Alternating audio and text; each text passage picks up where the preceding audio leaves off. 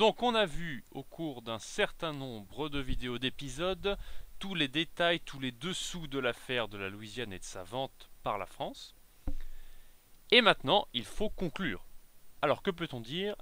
Eh bien, tout d'abord que le premier consul, donc Bonaparte, s'est encore montré une nouvelle fois pragmatique. Donc c'est un homme qui était pragmatique et là encore, il a fait montre de cette capacité. Donc on a vu qu'au départ, il avait une volonté réelle de réinstallation de la France en Amérique. Puis, avec le temps, il comprit l'impossibilité de celle-ci. Il était coincé d'un côté entre les aspirations expansionnistes de ce nouvel État qu'étaient les États-Unis, et dont il avait bien perçu le potentiel. Donc, je le rappelle, à Sainte-Hélène, il avait dit qu'il laissait derrière lui deux géants, la Russie et les États-Unis.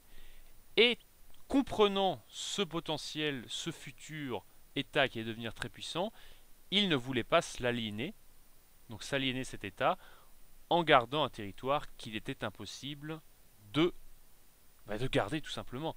Parce qu'on a vu que de l'autre, la reprise de la guerre avec le Royaume-Uni, qui était toujours enclin à occuper très vite les colonies, c'est ce qui s'est passé au cours de la période révolutionnaire napoléonienne, les colonies françaises ont été occupées, et bien la reprise de la guerre avec la fin de la paix d'Amiens, la rupture de la paix d'Amiens, aurait de toute façon condamné à plus ou moins long terme un immense territoire qui était vide de troupes et qui, il ne faut pas oublier, était attaquable également par le Canada, parce que je vous renvoie à la première vidéo aux cartes que je vous ai montrées, c'est un territoire qui est immense. Ce qu'on appelle Louisiane va bien au-delà du simple état de Louisiane aujourd'hui aux États-Unis.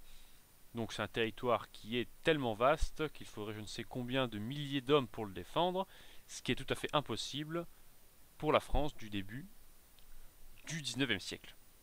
Donc à cause de toutes ces raisons, je vous renvoie à chaque fois aux vidéos qui correspondent aux parties que je viens de résumer à gros traits, et bien à cause de toutes ces raisons, nous avons donc eu cette vente qui est souvent reprochée à Bonaparte.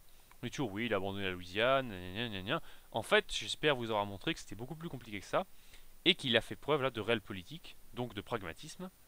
Bien sûr, ça laisse une sorte de goût d'amertume dans la bouche et Napoléon lui-même a dit à Sainte-Hélène à propos de sa politique américaine que ça avait été, je cite, une chance manquée. Donc lui-même s'était rendu compte qu'il avait laissé peut-être passer quelque chose, mais il aurait fallu se concentrer bien plus dessus au point de négliger d'autres aspects, ce qui n'était pas forcément possible. Et je vous ai rappelé que l'état de la marine française, quand Napoléon arrive au pouvoir, est catastrophique, pas tant à cause des navires que de tous les officiers qui se sont enfuis, mais évidemment les navires qu'il faut reconstruire. Et de toute façon, après 1805 et Trafalgar, malgré un énorme effort qui a été fait, la marine ne s'est pas relevée. Donc, c'est une chance manquée, mais que finalement, on a vu que c'était inéluctable, et la France en a tiré un bon prix. Bon, pas tant que cela, disent certains, et aussi parce qu'on a vu que ça a dû être minoré de l'argent qu'il fallait donner pour indemniser les pertes qu'on a fait subir au commerce américain pendant la quasi-guerre. Malgré tout, on a tiré quelques millions de dollars. L'argent a été bien utilisé, donc je vous ai dit que ça avait servi à financer l'armée française, la grande armée, qui a permis de ne pas augmenter les impôts. Et le reliquat, donc tout ce qui restait de cet argent, de cette vente, a même servi à financer le sacre de Napoléon en 1804. Et vous savez, un sacre comme ça, avec toute la pompe qui est déployée, avec toutes les troupes qu'on bouge, avec tout l'apparat et les festins, les festivités, ça coûte extrêmement cher, un sacre. Et donc c'est finalement bien qu'il ait été payé par la vente d'un territoire dont on ne pouvait de toute façon plus rien faire. Et je laisserai à Jean Tullard, le fameux historien de la période napoléonienne, qui a fait la préface du livre de Michael Garnier que j'ai cité dans la biographie que vous pouvez retrouver, je le rappelle, à chaque vidéo, car je donne toujours mes sources, vous pouvez vérifier ce que je dis, je n'invente pas ce que je dis. Donc Jean Tullard dit cette phrase suivante. À propos de cette vente, il déclare: la France en toucha les dividendes lors des deux derniers conflits mondiaux.